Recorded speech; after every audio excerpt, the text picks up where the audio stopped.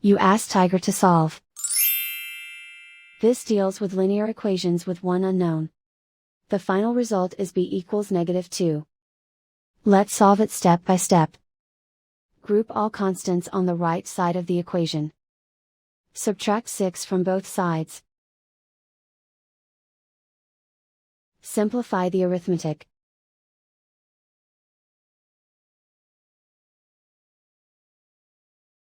Isolate the b.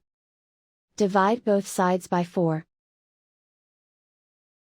Simplify the fraction. Find the greatest common factor of the numerator and denominator. Factor out and cancel the greatest common factor. And so the final result is b equals -2.